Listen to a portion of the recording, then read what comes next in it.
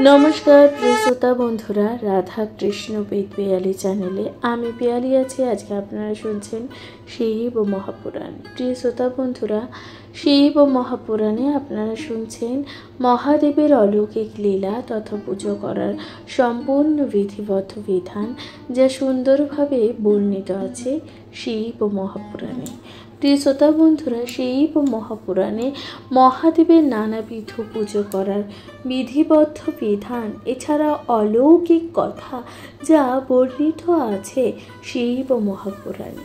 शिव महापुराण पढ़ले व्यक्तिर व्यक्तित्व तथा व्यक्तिर जीवने नानानविध दुख कष्ट थेके निरामय हय। अर्थात हिंदू धर्मेर शास्त्र अनुयायी যে সকল পুরাণগুলি রয়েছে তার মধ্যে অন্যতম মহাপুরাণ হলো শিব মহাপুরাণ।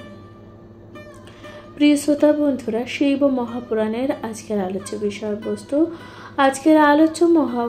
বিষয়বস্তু আপনারা শুনতে চলেছেন ধর্ম সংহিতা, অর্থাৎ ষষ্ঠ সংহিতা ধর্ম সংহিতা। ধর্ম সংহিতার 50তম অধ্যায়, যেখানে বলা হচ্ছে লিঙ্গ স্তুতি ও লিঙ্গ পূজার ফল। অর্থাৎ এই যে মহাদেবের যে শিবলিঙ্গ তার স্তুতি এবং এই যে লিঙ্গ পূজা অর্থাৎ মহাদেবের শিবলিঙ্গের পূজা করলে তার কি ফল লাভ করা যায় সে সম্বন্ধে বিস্তারিত বর্ণনা আছে শিব মহাপুরাণে। তাহলে শুনতে থাকুন মহাপুরাণ। উগ্র সর্বার পুত্র হলেন শ্রুত। সেই সুত শৌনক ও অন্যান্য ঋষিদের কাছে বলতে লাগলেন যে ভগবান বিষ্ণু চারিদিকে মুখ এবং অন্তশূন্য মহাদেবের লিঙ্গ দেখলেন। তিনি তার সমস্ত শরীর নত করে মহাদেবের উত্তম নাম সকল স্তব করতে লাগলেন। অপরিমিত এবং জ্যোতি বিশিষ্ট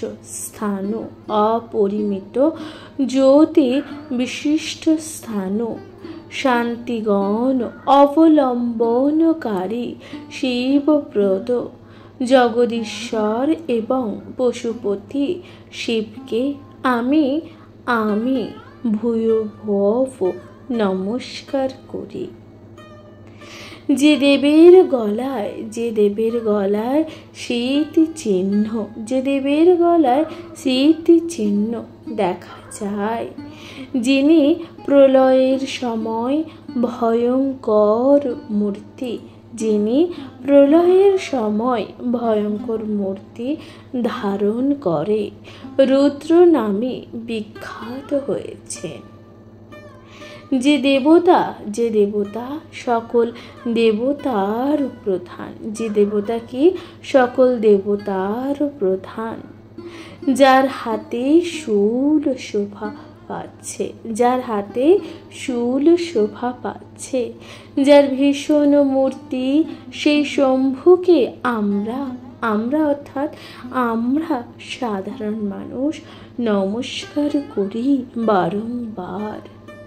যিনি তেজময়, যার নয়ন, যিনি তার মাথায় স্বয়ং গঙ্গাকে ধারণ করেছেন। অর্থাৎ যিনি তেজময়,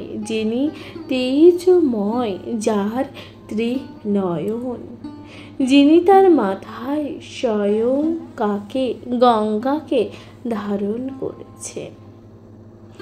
যার বর্ণ অতি শুভ্র, যিনি ভগবতী গৌরীর অতি প্রিয়তম, সেই দেব শ্রেষ্ঠ হরর আমি বারংবার প্রণাম করি। যিনি কামদেবের প্রধান, তিনি ত্রিপুরকে হত্যা করেছেন। যিনি কামদেবের প্রধান শত্রু, যিনি ত্রিপুরকে হত্যা করেছেন, যিনি দেবতাদের মধ্যে পরম সুন্দর, যিনি এই যে দেবতাদের মধ্যে পরম সুন্দর, সেই মহেশ্বরকে আমি বারবার প্রণাম করি। যিনি সকল ঈশ্বরের শ্রেষ্ঠ, যিনি এই যে সকল ঈশ্বরের শ্রেষ্ঠ, যিনি কপালমালায় ভূষিত, যিনি প্রমোদাধিপতি, যিনি ভক্তগণের মনোবাসনা পূরণ করেন, যিনি এই যে ভক্তগণের মনোবাসনা পূরণ করেন, যার মাথায় জটাজুট বর্তমান, যার মাথায় কি জটাজুট বর্তমান, সেই দেবাদিদেব মহাদেবকে আমি, সেই দেবাদিদেব মহাদেবকে আমি বারংবার স্মরণ ও নমস্কার করি। যে দেব বিষপান করেছেন, অর্থাৎ যে দেবতা বিষপান করেছেন, যার বিষ পানে গলা নীল হয়ে আছে, যার বিষপানে এই যে গলা নীল হয়ে আছে, যিনি নীল রোহিত তরিণী, যিনি নীল লোহিত তরুণী তরুপী, সেই দেবকে আমি বারবার নমস্কার করছি। যে দেব ভূতগণের অধিপতি, যে দেব এই যে ভূতগণের অধিপতি, যিনি প্রজা সংহারকারী, যিনি প্রজা সংহারকারী হিসেবেও আবির্ভূত হন। উদিত চন্দ্র, যার মাথায় শোভা পায়, এই যে উদিত চন্দ্র, যার মাথায় কি হয় শোভা পায়, যে দেবের শত্রু এবং অগ্নির সমান, সেই দেবকে আমি নমস্কার করি। যে দেব ভূতগণের অধিপতি, যে দেব এই যে ভূতগণের অধিপতি, যিনি প্রজা সংহারকারী হিসেবে আবির্ভূত হন। উদিত চন্দ্র, যার মাথায় শোভা পায়, উদিত চন্দ্র, যার মাথায় শোভা পায়, যে দেবের শুক্র অগ্নির সমান, সেই দেবকে আমি বারবার নমস্কার করি। যার কণ্ঠে শ্রী শোভা পায়, যার কণ্ঠে স্ত্রী বা শ্রী শোভা পায়, যিনি দক্ষ প্রজাপতির যক্ষ নষ্ট করেছিলেন, যিনি অসুরদের প্রভু, তাকে আমি প্রতিদিন স্তব ও নমস্কার নিবেদন করছি। সনত কুমার বলেছেন, হে সুব্রত, বিষ্ণু এইভাবে ভগবান মহাদেবের স্তুতি করাতে শিবলিঙ্গে প্রসন্ন হয়ে এই সনত কুমার এই কথাই বললেন, হে বিষ্ণু, তোমরা দুজনে যেভাবে ভক্তি ভরে আমার স্তোত্র করলে, তোমরা দুজনে ভক্তি ভরে আমার যে স্তোত্র করলে, তাতে আমি সন্তুষ্ট হয়েছি। এখন তোমরা তোমাদের যা প্রার্থনা আছে তা পূরণ করতে পারবে।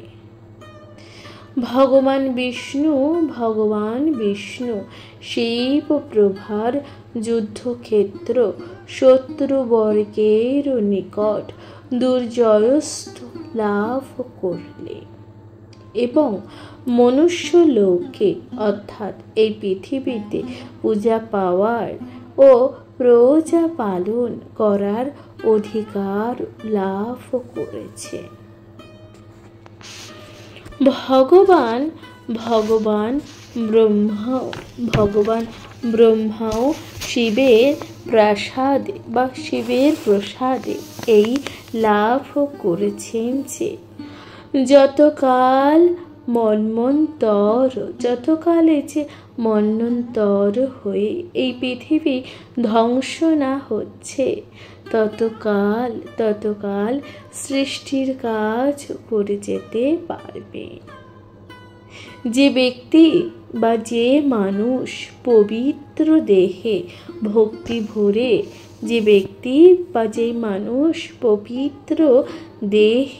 ভক্তি ভরে শিবলিঙ্গের স্তোত্র করবে তার ইহ জগতে সকল মনোবাসনা পূর্ণ হবে এবং পরকালে সদ্গতি লাভ করবে। শিবলিঙ্গের পূজার ফল হলো স্বর্গ লাভ ও মুক্তি লাভ। সুত শৌনক মুনির কাছে বললেন, এবার কি বলবো? আপনাদের যা জানতে ইচ্ছা আপনারা তাই বলুন। অর্থাৎ সুত শৌনক মুনির কাছে বললেন, এবার কি বলবো? আপনাদের জানতে যা ইচ্ছা হয় আপনারা তাই বলুন। প্রিয় শ্রোতা বন্ধুরা, তাহলে আপনারা শুনলেন 50তম পর্ব, যেখানে বর্ণিত আছে এই যে লিঙ্গ স্তোত্রী ও লিঙ্গ পূজার ফল, অর্থাৎ এই যে লিঙ্গ পূজার ফলে কি হয় এবং লিঙ্গের স্তোত্রী। প্রিয় শ্রোতা বন্ধুরা, শিব মহাপুরাণ আপনাদের কেমন লাগছে দয়া করে আপনাদের মূল্যবান মতামত দিয়ে জানাবেন। আপনাদের মূল্যবান মতামত যা খুবই গুরুত্বপূর্ণ একটি নতুন ভিডিও এবং আপনাদের সাথে শিব মহাপুরাণ পাঠ করে শোনানোর যা আরও বেশি উৎসাহ প্রদান করে এবং আপনারা অনুগ্রহ করে সকলে পাশে থাকবেন। এই শিব মহাপুরাণ তথা রাধাকৃষ্ণ বেদপিয়ালি চ্যানেল আপনাদের সাহায্য বা আপনাদের পাশে থাকা যা একান্তই কাম্য করে। প্রিয় শ্রোতা বন্ধুরা, অনুগ্রহ করে সকলে পাশে থাকবেন এবং অনুগ্রহ করে সকলে আপনাদের মূল্যবান মতামত দেবেন, লাইক কমেন্ট করবেন এবং শুনতে থাকবেন অবশ্যই মহাপুরাণ। এই পরবর্তী অধ্যায় আপনারা শুনবেন 51তম অধ্যায়, যেখানে বলা হচ্ছে যে এই যে ব্রহ্মার জগৎ সৃষ্টি, অর্থাৎ শ্রী ব্রহ্মাদেব কিভাবে জগৎ সৃষ্টি করেছেন। শুনতে থাকুন মহাপুরাণ। অবশ্যই কমেন্টে লিখতে ভুলবেন না, হর হর মহাদেব।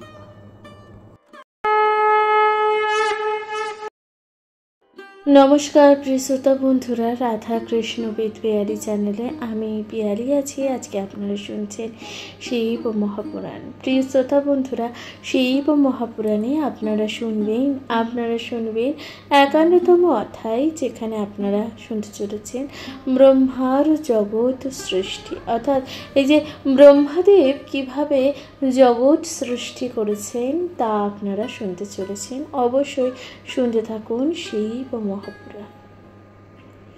শৌনক বললেন, ব্রহ্মা কিভাবে জগৎ সৃষ্টি করেছেন তা দয়া করে একটু বলুন তো। সুত তখন বললেন যে এই জগতে ব্রহ্মাই হলেন সৃষ্টিকর্তা, বিষ্ণু হলেন পালনকর্তা আর মহাদেব হলেন সংহারকর্তা। স্বয়ম্ভু ব্রহ্মা জগৎ সৃষ্টি করা শুরুতেই জলরাশি সৃষ্টি করলেন। তারপর ওই জলরাশির মধ্যে সমস্ত পদার্থের বীর্য নিক্ষেপ করলেন। নারী রূপে বিষ্ণু বা নারায়ণতা থেকে দেখা দিলেন। সেই জন্য লোকে জলকে নার বলে। প্রলয়ের সময় ওই জলই হয় বিষ্ণুর বাসস্থান। সেই জন্য বিষ্ণুর অপর নাম নারায়ণ। তারপর হিরণ্যবর্ঘ নারায়ণ থেকে একটি ডিম্ব উৎপন্ন হয়ে জলে তা ভাসতে লাগলো। সেই ডিম্ব ভেদ করে স্বয়ং ব্রহ্মার আবির্ভাব হলো। স্বয়ং কি হলো? ব্রহ্মার আবির্ভাব হলো। সেই জন্য ব্রহ্মাও স্বয়ম্ভু। সেই জন্য কি? ব্রহ্মাদেব স্বয়ম্ভু। ব্রহ্মা সেই ডিম্বে বহুকাল ছিলেন। তারপর সেই অণ্ডের ভেতর থেকে নিজে বেরিয়ে এলেন এবং ওই অণ্ডের দুই অংশ থেকে স্বর্গ এবং পৃথিবী সৃষ্টি হলো। তারপর স্বর্গলোকে ক্রমে সপ্তলোকে এবং পৃথিবীতে ক্রমে সপ্তলোকের সৃষ্টি হলো। এভাবে মোট 14 ভুবনের সৃষ্টি হলো। এভাবে মোট এই যে 14 ভুবনের সৃষ্টি হলো। তখনও জলে ভর্তি ছিল বিশ্বভুবন। সেই সময় অল্প এক মুহূর্তের জন্য মন, বাক্য, কাম, ক্রোধ ও রতির সৃষ্টি হয়েছিল। ফলে পরম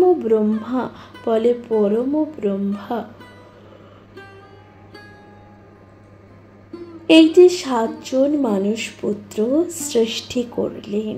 ফলে পরম ব্রহ্মদেব কি করলেন? 7 জন মানুষ পুত্র সৃষ্টি করলেন। তারা হলো মরীচি, অত্রি, অঙ্গিরা, পুলস্ত, পুলহ, ত্রটু এবং বশিষ্ঠ। এরপর ব্রহ্মা মন থেকে 11 জন রুদ্র সৃষ্টি করলেন। তবে এদের আগে ব্রহ্মা সনত কুমার নামক ঋষিকে সৃষ্টি করলেন। অনন্তর 7 ঋষির থেকে দেবতাগণকে সৃষ্টি করলেন বা সৃষ্টি হলো। এরপর ব্রহ্মা এই যে বজ্রবিদ্যুৎ, মেঘ এবং ইন্দ্রধনু সৃষ্টি করলেন। সম্পাদন করলেন ঋগ্বেদ, সামবেদ ও যজুর্বেদ। ভগবান ব্রহ্মাদেব নিজের মুখ থেকে দেবতাদের সৃষ্টি করলেন। পিতৃগণকে সৃষ্টি করলেন নিজের বক্ষস্থল থেকে। তারপর সমস্ত অঙ্গ থেকে প্রধান ও অপ্রধান প্রাণীদের সৃষ্টি করলেন। অনন্তর তিনি আপন দেহকে দুভাগে ভাগ করলেন। অনন্তর তিনি এই যে আপন দেহকে 2 ভাগে ভাগ করলেন, পুরুষ ও স্ত্রী। এই পুরুষ ও স্ত্রী থেকেই বিশ্বময় মানুষ সৃষ্টি হলো। প্রথমে তিনি বিষ্ণুকে সৃষ্টি করেছিলেন, কিন্তু সেই অদ্বিতীয় পুরুষ বিষ্ণু মনুর পরে সৃষ্টি হয়েছিল, সেই জন্য তাকে দ্বিতীয় মনু বলা হয়। এখানে একটি সুন্দর শ্লোক রয়েছে, যেখানে বলা হচ্ছে যে দ্বিতীয়ং তত মনু বৃদ্ধং মনুরস্থ মনুরন্ত রমেব চ স বৈরাজ্য প্রজা স্বর্গং স্বচ্ছ পুরুষং প্রভু। প্রিয় শ্রোতা বন্ধুরা, তাহলে এখানে সমাপ্ত হলো 51তম অধ্যায়, যেখানে আপনারা শুনলেন এই যে ব্রহ্মার জগৎ সৃষ্টির কথা। এর পরবর্তী অধ্যায় আপনারা শুনবেন 52তম অধ্যায়। তাহলে শুনতে থাকুন শিব মহাপুরাণ এবং আপনাদের মূল্যবান মতামত দিয়ে জানাতে ভুলে যাবেন না।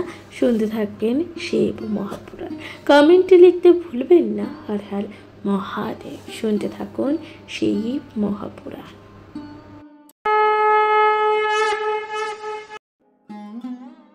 নমস্কার প্রিয় শ্রোতা বন্ধুরা, রাধা কৃষ্ণ বিদ পিয়ালি চ্যানেলে আমি পিয়ালি আছি। আজকে আপনারা শুনছেন শিব মহাপুরাণ। প্রিয় শ্রোতা বন্ধুরা, শিব মহাপুরাণে আপনারা শুনবেন 52তম অধ্যায়, যেখানে আপনারা শুনতে চলেছেন মনু ও পৃথুর উৎপত্তির বর্ণন। অর্থাৎ এই যে মনু ঋষি মনু ও পৃথুর যে উৎপত্তির বর্ণন কি বলা হচ্ছে, শুনতে থাকুন শিব মহাপুরাণ।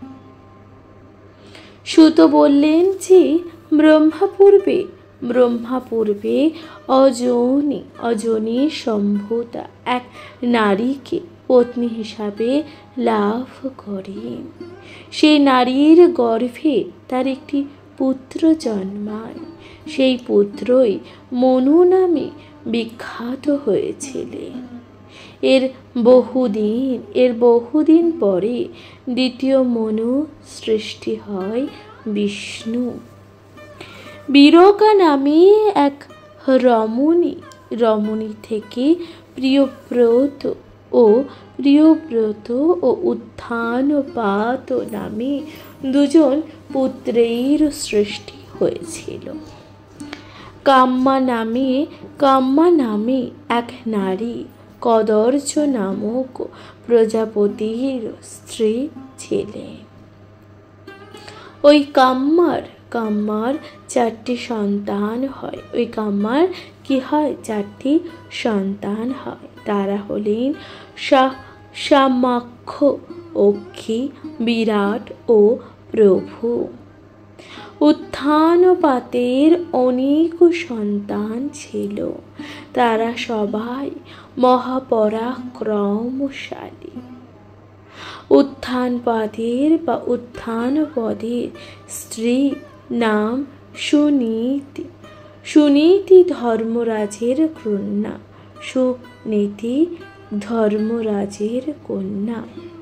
সুনীতি ও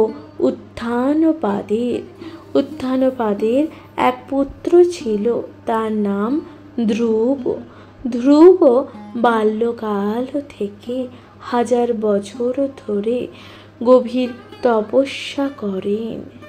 তাতে ব্রহ্মা খুশি হয়ে ব্রহ্মলোক ও সপ্তর্ষি মণ্ডলীর সামনে তাকে স্থান দেন। আজ সেই ধ্রুব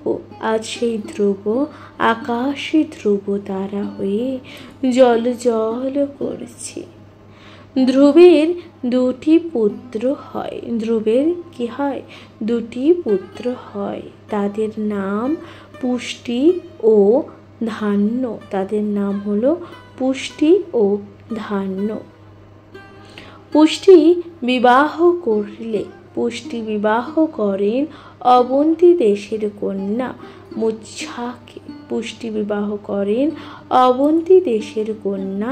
মৃচ্ছাকে। মৃচ্ছা ও পুষ্টির ছিল 5টি পুত্র। তাদের নাম কি? তাদের নাম হলো রিপু, পুরঞ্জর, বিপ্র, বৃকল, বৃকদেশা। রিপুর একটি পুত্র হয়, তার নাম হলো চাক্ষুষ। চাক্ষুষের পুষ্করিণী নামক স্ত্রীর গর্ভে বরুণ জন্মগ্রহণ করেন। নডলা নামক কন্যার গর্ভে মনুর মহাতেজবান 10 জন পুত্রের জন্ম হয়। তাদের নাম হয় রুরু, পুরু, শতদ্রুম্ন এবং তপস্বী, সত্যজিৎ, কবি এবং অগ্নিষ্ঠোম। অতিরাত্র, অভিমন্যু এবং শ্রুষোষা। রুরুর পত্নী ছিলেন আগ্নেয় এবং তার 6টি পুত্র জন্মেছিল। তার কটি পুত্র জন্মেছিল? 6টি। তারা হলেন অক্ষ এবং সুমান, খ্যাত, ত্রুট, আদিরস এবং মৃছি। অঙ্গের পত্নী ছিল সুনীতা। অঙ্গের পত্নী কে ছিলেন? সুনীতা। তাদের একমাত্র সন্তান বেনু ছিল দুষ্কৃতিপরায়ণ। ওই বেনেরও ডান হাত দেবতার মন্থন করে। ফলে ওই হাত ধনু ধারণ ও কবচ পরানো হয়। তাতে যে মহাশক্তিশালী হয়ে ওঠে। পরবর্তীকালে ওই বেনের পুত্রের নাম হলো পৃথু। সে ছিল বিরাট পরাক্রমী। পৃথু হলেন ক্ষত্রিয় বংশের আদি পুরুষ। ওই পৃথুই প্রথম রাজসূয় যজ্ঞ করেন। পৃথুর 2 পুত্র সুত ও মাগধ। প্রজার মঙ্গলের জন্য ওই পৃথুই সমস্ত পৃথিবীকে দহন করেছিলেন। প্রজার মঙ্গলের জন্য ওই পৃথুই সমস্ত পৃথিবীকে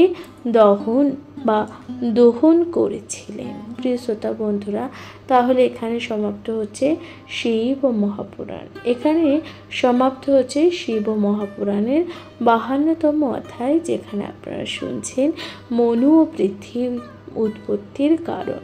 শিব মহাপুরাণ আপনাদের কেমন লাগছে অবশ্যই আপনাদের মূল্যবান মতামত জানাতে ভুলে যাবেন না। চ্যানেলে প্রথমবার শুনে থাকলে অবশ্যই চ্যানেলটিকে সাবস্ক্রাইব করে দেবেন, লাইক কমেন্ট শেয়ার করে পাশে থাকবেন। অবশ্যই কমেন্টে লিখতে ভুলে যাবেন না হর হর মহাদেব। তাহলে আজকের মতো জানাচ্ছি এখানে বিদায়। ভালো থাকবেন, সুস্থ থাকবেন তথা শুনতে থাকবেন শিব মহাপুরাণ।